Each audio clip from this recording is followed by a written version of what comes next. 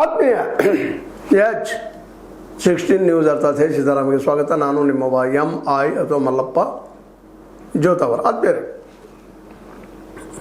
Trump ಭಾಳಷ್ಟು ಬೆದರಿಕೆ ಹಾಕ್ತಾ ಇದ್ದಾರೆ, ಮಾತಾಡ್ತಾ ಇದ್ದಾರೆ. ಒಪ್ಪಂದಕ್ಕೆ ಬರದೇ ಇದ್ದರೆ ನಿಮ್ಮ ನಾಶ ಖಚಿತ ಅಂತ ಹೇಳ್ತಾ ಇದ್ದಾರೆ. ಹೀಗಂದ ತಕ್ಷಣ ಇರಾನದ IRGC ಇವತ್ತದು ಒಂದು ಸಂಘಟನೆ ಆಗ್ಯದ, ಒಂದು ಸಂಘಟನೆ ಏಕರೂಪಿ ಆಗ್ಯದ, ಒಂದು ರೀತಿ ಸಾಮೂಹಿಕ ಡಿಕ್ಟೇಟರ್ಶಿಪ್ ಇದಕ್ಕೆ ನಾವು ಹೀಗೆ ಹೇಳ್ಬೋದು. ಇದು ಮೂಲತಃ ಕಮ್ಯುನಿಸ್ಟ್ ಒಂದು ಮೂಲ ನಮ್ಮ ಮಾರ್ಕ್ಸ್ ಹೇಳಿದಂಥದ್ದು. ಅದಕ್ಕೆ ಅವರು ಒಂದು ಹೆಸರು ಕೊಡ್ತಾ ಇದ್ದಾರೆ, ನೆನಪಾಗ್ತಾ ಇಲ್ಲ ನನಗೆ. ಆ ಹೆಸರಿನ ಮೂಲಕ ಒಂದು ಸಮುದಾಯನ ಆಡಳಿತ ನಡೆಸಿಕೊಂಡು ಹೋಗುವ ಒಂದು ಪ್ರಜಾಪ್ರಭುತ್ವ ಅಲ್ಲ, ಅದು ಒಂದು ಸಮುದಾಯ. ಆ ಸಮುದಾಯ ನಾಳೆ ಒಬ್ಬ ಸರ್ವಾಧಿಕಾರಿ ಧಾರಿನೂ ಆಗ್ಬೋದು, ಆ ಮತ್ತು ಬೇರೆ. ಆ ನೆಲೆಯಲ್ಲೇ ಈ ಒಂದು ಇವತ್ತು ಇರಾನದ ಸೈನ್ಯ ತಮ್ಮ ಹೊಂದಾಣಿಕೆ ಮಾಡ್ಕೊಂಡು ಯುದ್ಧ ಮಾಡ್ತಾಯಿದ್ದಾರೆ. ಟ್ರಂಪರ ಈ ಹೇಳಿಕೆಗೆ ಅದೇ ತಕ್ಷಣ ಇಸ್ರೇಲ್ ಮತ್ತು ಅಮೇರಿಕೆಯ ನೆಲೆಗಳ ಮೇಲೆ ದಾಳಿ ಮತ್ತು ಸ್ಟಾರ್ಟ್. ದಡ ದಡ ದಡ ಅನ್ನೋದಷ್ಟು ಅವ್ರ ಬರೀ ಹೇಳೋದ್ರಾಗ ಸ್ಟಾರ್ಟ್. ಹೀಗಾಗಿ ಹೊಸ ರೀತಿಯ ರಣಾಂಗಣ ಆಗಿದೆ ಟ್ರಂಪ್ ಅವರಿಗೆ, ಹಿಂದೆಂದೂ ಕೇಳಿರಿ ಅದು. ಯಾಕಂದರೆ 40-50 ಜನ ಹೆಚ್ಚು ಕಡಿಮೆ ನಾಯಕರೆಲ್ಲ ಸತ್ತು ಹೋಗಿದ್ದಾರೆ. ಅಲ್ಲಿ ನಾಯಕರೆಂಬುದೂ ಇಲ್ಲ, ಒಂದು ಸಮುದಾಯ ನಾಯಕ. ಆ ಸೈನ್ಯನ ಒಂದು ಸಮುದಾಯ ಅದ, ಅವರೆಲ್ಲ ನಾಯಕರಲ್ಲ. ಹೀಗಾಗಿ ಅವ್ರ ಕೈಯಲ್ಲಿ ನಿಧಾನಕ್ಕೆ ಈ ಆಡಳಿತ ವ್ಯವಸ್ಥೆ ಹೋಗ್ಯದ. ಅಲ್ಲಿ ಪ್ರೆಸಿಡೆಂಟ್ರ ಮಾತಿಗೂ ಬೆಲೆ ಇಲ್ಲ, ಇನ್ನೊಬ್ಬರ ಮಾತಿಗೂ ಬೆಲೆ ಇಲ್ಲ, ವಿದೇಶಾಂಗ ನೀತಿ ಮಿನಿಸ್ಟ್ರಿಗೂ ಏನು ಬೆಲೆ ಇಲ್ಲ. ಅದೇನಿದ್ರು ಫೈನಲ್ ಡಿಸಿಷನ್ನ ಈ IRGC Islamic revolutionary guard corps ಇವರೇನು ತೊಗೊಳ್ತಾರೆ ಡಿಸಿಷನ್ ಫೈನಲ್. ಇನ್ನೊಬ್ಬರ ಮಾತಲ್ಲಿ ಬೆಲೆನೇ ಇಲ್ಲ, ಸುಮ್ಮನೆ ನಾಮಕ್ಕೆ ವಾಸ್ತವ ಒಬ್ಬರು ಪ್ರೆಸಿಡೆಂಟು ಮಾತು ಮಾಡ್ತಾಯಿದ್ದಾರೆ. ಅವರಲ್ಲೇ ಪ್ರಮುಖವಾಗಿ ಅಮೀರ್ ಹತಾಮಿ ಜನರಲ್, ಸೇನಾ ಮುಖ್ಯಸ್ಥ. ನಿಧಾನಕ್ಕೆ ಸೈನ್ಯದ ಕೈಯಲ್ಲಿ ಹೋಗ್ತಾ ಇದೆ ಆಡಳಿತ ಅನ್ನೋದು ಇಲ್ಲಿ ಗಮನಿಸಬೇಕಾಗಿದೆ ನಾವೆಲ್ಲ. ಅದೇನೋ ಇದ್ದರೂ ಭಾಳ ಬ್ಯಾಲೆನ್ಸು ಆಗಿ ಅಮೇರಿಕ ಹೇಳಿದ ತಕ್ಷಣ ಉತ್ತರ ನಡೆ ಆಗ್ತಾಯಿದೆ. ಹೀಗಾಗಿ ಅವರು ಅವ್ರನ್ನ ದಾಳಿ ಮಾಡಿದ್ರು ದಾಳಿ ಮಾಡಿ ಬಿಡ್ತಾ ಇದ್ದಾರೆ. ಹೀಗಾಗಿ ಇವತ್ತು ಟ್ರಂಪ್ ಅವ್ರಿಗೆ ಏನು ಹೆಜ್ಜೆ ಇಡಬೇಕು ಅನ್ನೋದು ಗೊತ್ತಾಗ್ತಾ ಇದೆ. ಇದೊಂದು ರೀತಿಯಿಂದ ದೊಡ್ಡ ಹಿನ್ನಡೆ ಅಮೇರಿಕ ಮತ್ತು ಇಸ್ರೇಲ್ ಅಂತ ಟಾರ್ಗೆಟ್ ಮಾಡಿಬಿಟ್ಟಿದ್ದಾರೆ. ಇವತ್ತು ನೀವು ಹೆಂಗೆ ಬಂದರೂ ಬಾರಪ್ಪ ನಾವು ರೆಡಿ ಇದ್ದೀವಿ ಅಂತೇಳಿ. ಹೀಗಾಗಿ ಇವತ್ತು ವಿಶ್ವದ ಅರ್ಥವ್ಯವಸ್ಥೆ ಬದಲಾಗ್ತಾ ಇದೆಯಾ, ಅಮೇರಿಕ ಗೌನ್ ಆಗ್ತಾ ಇದೆಯಾ ಅನ್ನುವಂಥ ಪ್ರಶ್ನೆಗಳು ಹೇಳ್ತಾ ಇದ್ದಾವೆ. ಇಲ್ಲಿವ್ರಿಗೆ ಗೌನ ಆಯಿತು ಅಂತ ವಾದ ಮಾಡೋವ್ರಿಗೆ ಇಲ್ಲಿ ಎವಿಡೆನ್ಸ್ ಸಿಗ್ತಾ ಇದ್ದಾವೆ. ಹೌದಪ್ಪ, ವೀಕ್ ಆಯಿತು. 1945 ಯುದ್ಧ ಸಮಾಪ್ತಿ ಸಂದರ್ಭದಲ್ಲೇ ಒಂದು ಪವರ್ಫುಲ್ಲಾಗಿ ಹೊರಬಂದಂಥ ಅಮೇರಿಕ ಇಲ್ಲಿವರೆಗೆ ವಿಶ್ವವನ್ನು ತನ್ನ ಅರ್ಥನೀತಿಯ ನೆಲೆಯಲ್ಲಿ ಆಳಿದ್ದೇನು ಸುಳ್ಳಲ್ಲ. ಇವತ್ತು ಆಳೋದಕ್ಕೆ ಪ್ರಯತ್ನ ಮಾಡ್ತಾ ಇದೆ. ಆದರೆ ಇವತ್ತು ಇರಾನ್ ಯಾವ ಮಟ್ಟಕ್ಕೆ ಬಂದು ನಿಂತದೆ ಅಂದ್ರೆ ಅಮೇರಿಕ ಹೇಳಿದ್ರೆ ಯಾವುದನ್ನೂ ಒಪ್ತಾ ಇಲ್ಲ. ನಾವು ರೆಡಿದ್ದೀವಿ, ಬಂದು ಬಿಡಪ್ಪ, ಕಾರ್ಗೆ ಜಿಪ್ಪಿಗೆ ಬರ್ತೀಯ ರೆಡಿಪ್ಪ, ಹಾರ್ಮೋನ್ಸ್ ಬಿಡಿಸೋಕೆ ಬರ್ತೀಯ ಹಬ್ಬ. ಇಲ್ಲಿ ಇನ್ನೊಂದು ಏನಾಗಿಬಿಡೋದಪ್ಪ ಅಂತಂದ್ರೆ ಈ ಇರಾನದ ಹಿಂದೆ ಬಲಿಷ್ಠ 2 ರಾಷ್ಟ್ರಗಳಿಗೆ ಬಿಟ್ಟಿದ್ದಾವೆ. ಮೊದಲು ಚೈನಾ, ಎರಡನೇದಾಗಿ ರಷ್ಯಾ. ಹೀಗಾಗಿ ಏನು ಡಿಸಿಷನ್ ತೊಗೊಳ್ಬೇಕು ಅನ್ನೋದು ಟ್ರಂಪ್ಗೆ ತಿಳಿಲಾರದು. ಜೊತೆಗೆ ಅಮೇರಿಕಾದಲ್ಲೂ ಸಹಿತ ಅವರು ಸಹ ಅಮೇರಿಕನ್ಸ್ ವ್ಯಾಪಾರಿ ವರ್ಗದವರು, ಅವರು ಯುದ್ಧ ಮಾಡಿ ಗೆಲ್ಲುವಂಥದ್ದು ಇಲ್ಲ. ಮತ್ತು ಅವ್ರ ವಿಸ್ತರಣಾವಾದಿಗಳು ಅಲ್ಲ ಅಮೇರಿಕನ್ಸ್, ಕೇವಲ ವ್ಯಾಪಾರದಲ್ಲಿ ಬಂದು ತಮ್ಮ ಲಾಭ ಮಾಡ್ಕೊಂಡು ಹೋಗೋರು ಅಷ್ಟೇ. ಉಳಿದು ಸಾರಿ ಅಲ್ಲ ಬೇಡಪ್ಪ ಅಂತಾರೆ. ಈಸ್ಟ್ ಇಂಡಿಯಾ ಕಂಪ್ನಿ ಇದ್ದಂಗೆ ಇದ್ದಾರೆ ಅವರು. ಈಸ್ಟ್ ಇಂಡಿಯಾ ಕಂಪ್ನಿ ಬಂತು ಅದಕ್ಕೆಲ್ಲ ವ್ಯಾಪಾರಕ್ಕೆ. ಇಲ್ಲಿ ಜಗಳ ನೋಡಿತು, ಜಗಳ ಹಚ್ಚಿತು, ಗೆದ್ದು ಇಂಡಿಯನ್ ಕೈ ತೂತು, ಗಂಟು ಹೊರಿಸೋದು, ಹೀಗೆಲ್ಲ ಒಂದೊಂದು ದೇಶ ಅಲ್ಲ ಅನೇಕ ದೇಶಗಳು ಗೆದ್ಕೊಂಡು ಹೋಗಿಬಿಡ್ತು ಈಸ್ಟ್ ಇಂಡಿಯಾ ಕಂಪ್ನಿ.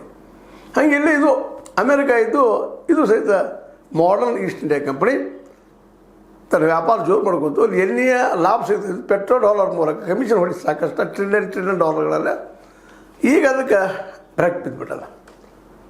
ಇದು ಸಿಗ್ಲಿಕ್ಕೆ ಸಾಧ್ಯ ಇಲ್ಲ. ನೀವು ಹೊಂಟು ಹೋಗ್ಬೇಕಪ್ಪ ವಾಪಸ್. You should go from the Gulf.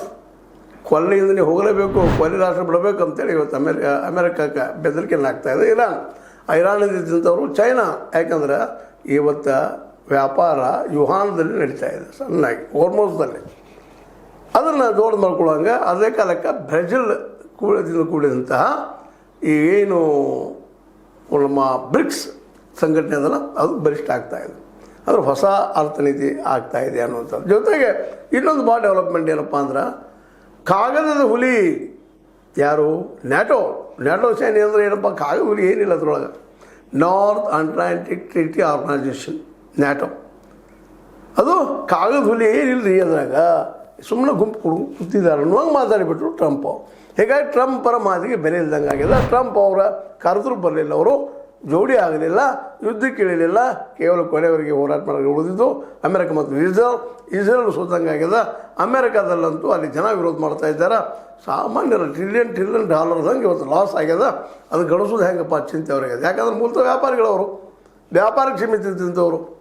ಆ ನೆಲೆಯಲ್ಲಿ ಇವತ್ತು ಮತ್ತು ಬ್ರಿಟನ್ನ, ಗ್ರೇಟ್ ಬ್ರಿಟನ್ ಆಗಿರ್ಬೋದು, ಇನ್ನೂ 40 ರಾಷ್ಟ್ರಗಳು ಇದು ಹೆಂಗೆ ಬಗೆಹರಿಸೋದು, ಇರಾನ್ ಜೊತೆ ಮಾತಾಡೋದು ಹೆಂಗೆ, ಡಿಪ್ಲೊಮಸಿ ಉಪಯೋಗ ಮಾಡೋದು, ಯುದ್ಧ ಬೇಕಾಗಿಲ್ಲ ನಮಗೆ, ಮೂಲಕ ಮಾಡಿ ಮಾತಾಡಿ ಬಗೆಹರಿಸೋಣ. ಮತ್ತು ಇರಾನ್ಗೂ ಬೇಕಾಗಿಲ್ಲ ಇದು ಯುದ್ಧ. ಅಮೇರಿಕ ಮತ್ತು ಇಸ್ರೇಲ್ ತಂದು ಹಾಕಿಬಿಟ್ಟು ತಲೆ ಮೇಲೆ ಈಗ ಅನಿವಾರ್ಯ ಆಗಿದೆ. ತನ್ನ ಅಸ್ತಿತ್ವಕ್ಕೆ ಹೋರಾಟ ಮಾಡ್ಲಿಕ್ಕತ್ತದ. ನಿಧಾನಕ್ಕಲ್ಲೇ ಡಿಕ್ಟೇಟರ್ಶಿಪ್ ಬೆಳೀಲಿಕ್ಕತ್ತದ, ಸೈನ್ಯಾಧಿಕಾರ ಬೆಳೀಲಿಕ್ಕತ್ತದ. ಅವ್ರ ಕೈಗೆ ಅಧಿಕಾರ ಹೋಗುವ ಎಲ್ಲ ಸಾಧ್ಯ ಇದ್ದಾವೆ. IRGCಯ ಮುಖ್ಯಸ್ಥ ಯಾವ್ದನ ಇದೆಲ್ಲ ಆಳು ಸಾಧ್ಯಗಳು ಹೆಚ್ಚಾಗಿದ್ದಾವೆ. ಹೀಗಾಗಿ ಅದರಲ್ಲೂ ಮುಖ್ಯವಾಗಿ ಅಮೀರ್ ಹತಾಮೀನ್ ಅಂತ ಇನ್ನೊಬ್ಬ ವ್ಯಕ್ತಿ, ಇಬ್ರಾಹಿಂ ಜೋಲ್ಪಖಾರಿ, ಅವರು ಇವತ್ತು ಈ ಎಲ್ಲ 3 ಒಂದು ಏನು ಇದು ಸೈನ್ಯದವ ಅದ್ರ ಹೆಡ್ ವಕ್ತಾರ ಹೇಳ್ತಾ ಇದ್ದಾರೆ, ಇಲ್ಲ ನಾವು ಹೇಳಿದ ಫೈನಲ್ ಅನ್ನೋ ಮಾತಾಡ್ತಾ ಇದ್ದಾರೆ. ಇದೇ ಸಂದರ್ಭದಲ್ಲಿ ಚೈನಾ ತನ್ನ ಸುಬುದ್ಧಿಯೋ ಕುಬುದ್ಧಿಯೋ ಉಪಯೋಗ ಮಾಡಿಕೊಂಡು ವಿಶ್ವದ ಲೀಡರ್ ಆಗಲಿಕ್ಕೆ ಪ್ರಯತ್ನ ಮಾಡ್ತಾ ಇದ್ದಾರೆ. ಇದು ಇವತ್ತಿನ ವಸ್ತುಸ್ಥಿತಿ. ಅದಕ್ಕೆ ಈ ದಿಶೆಯಲ್ಲಿ ನಮ್ಮನ್ನು ನಾವು ಉಳಿಸ್ಕೋಬೇಕು ಮತ್ತು ಅಮೇರಿಕೆಯನ್ನು ದೂರ ಇಡಬೇಕು. ಯಾಕೆ ಅಮೇರಿಕ ಈಗ ಕೈ ಕೊಟ್ಟದ ಈ ಒಂದು ಯುರೋಪಿಯನ್ ಯೂನಿಯನ್ಗೆ. ಏನಪ್ಪ ಅಂತಂದ್ರೆ ನ್ಯಾಟೋನ ಕಾಗದ ಹುಲಿ ಅಷ್ಟೇ ಅಲ್ಲ, ಬದಿಗೆ ಸರಿಸುವಂಥ ಪ್ರಯತ್ನ ಮಾಡೋದು. ಈಗ ಅವ್ರಿಗೂ ಸಿಟ್ಟದ. ಈ 40 ದೇಶಗಳು ಬಂದಾಗ ಹೊಸ ಸಂಘಟನೆ ಆಗುವಂಥದ್ದು. ಅದರಲ್ಲಿ ಈ ಬ್ರಿಕ್ಸ್ ಮೂಲಕ ಇಂಡಿಯಾ, ಚೈನಾ, ಅದೇ ಕಾಲಕ್ಕೆ ಬ್ರೆಜಿಲು, ಇರಾನ ಇವೆಲ್ಲ ಕುಡ್ಕೊಂಡು ಹೊಸ ರೂಪ, ಸ್ಕ್ವಾಡ್ ಮೂಲಕ ಆಸ್ಟ್ರೇಲಿಯಾ ಇವೆಲ್ಲ ಕುಡ್ಕೊಂಡು ಇವತ್ತು ಒಂದು ಸಂಘಟನೆ ಮಾಡ್ತಾ ಇದ್ದಾರೆ. ಆ ಸಂಘಟನೆ 40 ದೇಶಗಳಿದ್ದಾವೆ ಅಂತ ಆರಂಭ ಅಂಥದ್ದು. ಅದರದ್ದು ಪ್ರಧಾನಿ ನಮ್ಮ ಗ್ರೇಟ್ ಬ್ರಿಟನ್ದ ಸ್ಟ್ಯಾಮರ್ ಅದ್ರ ಬಗ್ಗೆ ಮಾತಾಡ್ತಾ ಇದ್ದಾರೆ. ಅವರು ಕೂಡಿ ಹೋಗೋಣ, ಜಗಾಡೋದು ಬೇಕಾಗಿಲ್ಲ, ಹೋರಾಟ ಮಾಡಿ ಯುದ್ಧ ಮಾಡಿ ಗೆಲ್ಲೋದಲ್ಲ, ಕೂಡಿ ನಮ್ಮ ವ್ಯವಹಾರಗಳನ್ನು ಮಾಡಿಕೊಂಡು ವ್ಯಾಪಾರ ಮಾಡುವಂಥ ನಿರ್ಧಾರಕ್ಕೆ ಬಂದಿದ್ದಾರೆ. ಹೀಗಾಗಿ ಇದರ ಎಲ್ಲ ಡೆವಲಪ್ಮೆಂಟ್ ನೋಡಿದಾಗ ಸರ್ ಟ್ರಂಪ್ ಅವರು ವೀಕ್ ಆದ್ರ ಅನ್ನೋದು ಪ್ರಶ್ನೆ ಇಲ್ಲ, ವೀಕ್ ಆಗಿಬಿಟ್ಟಿದ್ದಾರೆ. ಅವ್ರು ರಾಷ್ಟ್ರದ ಸಹಿತ ಅವ್ರನ್ನ ತೆಗೆದು ಹಾಕೊಂಡು ಯಾಕಂದ್ರೆ ಬಂದಿದ್ದಾರೆ ಜನ. ಯಾಕಂದ್ರೆ ಆಡಾಡ್ದು ಹೋಗಿ ಅಡಿಗೆ ಕೊಡ್ಬಿಟ್ಟ ಈ ಮನುಷ್ಯ. ಸುಮ್ಮನೆ ನನಗೈತೆ ನಮ್ಗೆ ಬರ್ತಿತ್ತು, ಲಾಭ ಇತ್ತು, ಚೆನ್ನಾಗಿದ್ದೀವಿ, ಇರಾನ್ ಮೇಲೆ ದಾಳಿ ಮಾಡ್ಲಿಕ್ಕೆ ಹೋಗಿ ಏನೂ ಸಾಧಿಸ್ಲಿಕ್ಕೆ ಹೋದ, ಇಡೀ ವಿಶ್ವದ ಎಣ್ಣೆ ತಲೆಗಳು ತೊಗೊಳಕ್ಕೆ ಹೋದ. ಅದ್ರ ಕಡೆಗೆ ಎಣ್ಣೆ ಎಲ್ಲಿ ಹೊರಟಿದ್ದು ಹೊರದ. ಚೈನಾ ಬೆಳೀಲಿಕ್ಕೆ ಇತ್ತು, ಎಲ್ಲ ಲಾಭ ಬೇರೆನೇ ಆಯಿತು. ಜೊತೆಗೆ ಈ ನ್ಯಾಟೋನು ಸಹಿತ ಬೇರೆ ಆಗಿಬಿಡ್ತು. ಹೊಸ ಚಿತ್ರ ರೆಡಿ ಆಗುವಂಥ ಸಾಧ್ಯತೆಗಳು ಇರ್ತಾವೆ. ರಾಜ್ಯಗಳ ರಾಷ್ಟ್ರಗಳ ಮಧ್ಯದಲ್ಲೇ ಅಂತಾರಾಷ್ಟ್ರೀಯ ಮಟ್ಟದ ಅನೇಕ ಕೇಸುಗಳು ಆಗುವಂಥಕ್ಕೆ ಬಂದಿದ್ದಾವೆ ಅನ್ನುವಂಥ ಮಾತುಗಳಿಗೆ ಕೇಳಿ ಬರ್ತಾ ಇದ್ದಾವೆ. ಹೀಗಾಗಿ ಈ ಎಲ್ಲ ನೆಲೆಗಟ್ಟಲೆ ಭಾರತ ಎಲ್ಲಪ್ಪ ಅನ್ನೋದು ವಿಚಾರ ಮಾಡಿದಾಗ ಈಗಂತೂ ಭಾರತ ಬ್ರೆಜಿಲ್ ಜೊತೆಗೂ ಇನ್ನೊಂದು ಜೊತೆಗೆ ಏನೋ ತನ್ನ ವ್ಯಾಪಾರ ಸಹ ಹೊಂದಾಣಿಕೆ ಮಾಡ್ಕೊಂಡು ಹೇಳೋದು. ಆದರೆ ಇನ್ನೂ ಇಲ್ಲಿವರೆಗೆ ನಾವು ಹೇಳ್ಕೊಳ್ತಾ ಇದ್ದೀವಿ ಅಷ್ಟೇ. ನೆಹರು ರಂಗ ಮುತ್ಸದಿತನವನ್ನು ನಮ್ಮ ಮೋದಿಯವರು ಇಲ್ಲಿವರೆಗೆ ತೋರಿಸ್ತಾ ಇಲ್ಲ ಅನ್ನೋದು ಅಷ್ಟು ಸತ್ಯ. ಏನು ಮಾಡಬೇಕು ತಿಳಿತಾ ಇಲ್ಲ ಅವ್ರಿಗೆ. ಬ್ರೆಜಿಲ್ ಜೊತೆ ಹೋಗ್ಬೇಕಾ, ಚೈನಾಗೆ ಬೆಂಬಲಿಸ್ಬೇಕಾ, ಚೈನಾ ಬೆಂಬಲಿಸಿದ್ರೆ ಬಾರ್ಡರ್ ಮೇಲೆ ಬಂದು ಕೂತಿದ್ರೆ ಡ್ರ್ಯಾಗನ್ನು ತೊಂದರೆ ಆಗ್ಬೋದು. ಅಮೇರಿಕ ಹೋಗ್ಬೇಕಾ, ಅಮೇರಿಕ ನಿಧಾನಕ್ಕೆ ಸೋಲಿಗತ್ತದ, ಅದ್ರ ಮಾತು ನಡೀತಾ ಇಲ್ಲ. ಇಸ್ರೇಲು ಪೂರ ದಿವಾಳಿ ಹಂತಕ್ಕೆ ಬಂದು ನಿಂತದ, ಏನೋ ಡಿಸಿಷನ್ ತೊಳಿತು, ಏನೂ ಆಗಲ್ಲ ಅನಿಸ್ತಿದ್ರು ಬಂದ ನಿಂತಾಗ ತ್ರಿಶಂಕು ಸ್ಥಿತಿಯೊಳಗೆ ಇವತ್ತು ನಮ್ಮ ಮೋದಿಯವರು ಬಂದು ನಿಂತಿದ್ದಾರೆ. ಅದಕ್ಕೆ ಈಗಲೂ ಹಾಗೆ ಬಂದು ಇವರು ಏನು ವಿಚಾರ ಮಾಡ್ತಾರೆ, ಯಾವುದು ಇವತ್ತು ವಿಶ್ವಸಂಸ್ಥೆ ಅನ್ನೋದು ಇದ್ದು ಇಲ್ದಂಗೆ ಆಗಿಬಿಟ್ಟದ, ಹಲ್ಲಿಲ್ಲದ ಹಾವಾಗಿಬಿಟ್ಟದ. ಆ ವಿಶ್ವಸಂಸ್ಥೆಯನ್ನು ಸ್ಟ್ರಾಂಗ್ ಮಾಡುವಂಥ ದಿಶೆಯಲ್ಲೇ ಇವರೆಲ್ಲರೂ ಪ್ರಯತ್ನ ಮಾಡಿದರೆ ನಿಶ್ಚಿತವಾಗಿ ಹೊಸ ರೂಪ ಬರ್ಬೋದು. ಆದರೆ ಅಮೇರಿಕ ಮಾತ್ರ ಏಕಾಂಗಿ ಆಗ್ಯದ. ಮತ್ತು ಇವರು ಸಹವಾಸ ಬೇಡಪ್ಪ ಅಂತ ದೂರ ಸರಿತಾ ಇದೆ ಅಮೇರಿಕ. ಯಾರಿಂದ? ಈ 40 ದೇಶಗಳಿಂದ. ಸ್ವಂತ ನಮಗೆ ಎಣ್ಣೆದು ಎಲ್ಲಾದ್ರೂ ನಮ್ಗೆ ಯುದ್ಧ ಬೇಕಾಗಿರುವಂಥ ಮಾತು ಮಾತಾಡಲಿಕ್ಕೆ. ಇದರರ್ಥ ಏನಪ್ಪ ಅಂದ್ರೆ ಈ ಎಲ್ಲದರ ಮಧ್ಯದಲ್ಲೇ ನಾವು ಆರಂಭದಲ್ಲಿ ಒಂದು ಹೇಳಿದ್ವಿ ನಿಮಗೆ, ಮಧ್ಯಾಹ್ನ ಎದ್ದೋಡಿ ಗುಬ್ಬಿ ಬೇಡ ಪೆದ್ದಲ್ವೇ ಸರಸ್ ಅಂತೇಳಿ. ಆದರೆ ಇವತ್ತು ಇಸ್ರೇಲ್ ಗುಬ್ಬಿನ ಆಗದಂಗೆ ಆಗಿಬಿಟ್ಟಿದ್ರು ಮಧ್ಯದಲ್ಲೇ. ಅದೇನೋ ಮಾಡ್ಲಿಕ್ಕೆ ಹೋಯ್ತು, ಗ್ರೇಟರ್ ಇಸ್ರೇಲ್ ಮಾಡ್ಬೇಕಂತ ಹೋಯ್ತು. ಅದರ ಗ್ರೇಟರ್ ಆಗಿ ಇದ್ರಾಗ ಸೋಲುವಂಥ ಪ್ರಸಂಗ ಅದಕ್ಕೆ ಬಂದ. ಯಾಕಂದ್ರೆ ಇಡೀ ಗಲ್ಫ್ ತುಂಬ ವೈರಿಗಳು ಮಾಡ್ಕೊಂಡಿರುವಂಥ ಇಸ್ರೇಲ್ ಅಷ್ಟು ಸುಲಭವಾಗಿ ಎಲ್ಲರೂ ಗೆಲ್ಲೋದು ಇವತ್ತು ಸಾಧ್ಯ ಇಲ್ಲ ಅನ್ನೋದು ಸ್ಪಷ್ಟ ಆಗ್ತಾಯಿದೆ. ಹೌದು, ಸಾಕಷ್ಟು ಬುದ್ಧಿ ಅದ, ಎಲ್ಲನೂ ಅದ. ಆದರೆ ಎದುರಾಳಿಗಳು ಸಹಿತ ಅದೇ ರೀತಿ ಬೆಳೀತಾ ಇದ್ದಾರೆ ಮತ್ತು ಒಂದಾಗ್ತಾ ಇದ್ದಾರೆ. ಮತ್ತು ಇವತ್ತು ಅಮೇರಿಕಾದ ಮಾತಿಗೆ ಬೆಲೆ ಇಲ್ಲ ಅನ್ನೋದು ಸ್ಪಷ್ಟ ಆಗ್ತಾ ಇರ್ತಕ್ಕಂಥದ್ದಾಗಿ ಈ ಯುದ್ಧ ಇಷ್ಟರಲ್ಲೇ ಮುಗಿಬೋದು. ಅದು ತಾನೇ ಮಾಡಿ ಬ್ಯಾಸಡ್ ಬಿಡ್ಬೋದು. ಒಂದು ಕಾಲಕ್ಕೆ ಆಯ್ತು 15 ವರ್ಷ ಯುದ್ಧ ಮಾಡೇ ಕಡೆ ಕಲ್ಲು ಓದಾಡಿ ಉಳಿದ್ಬಿಟ್ರು.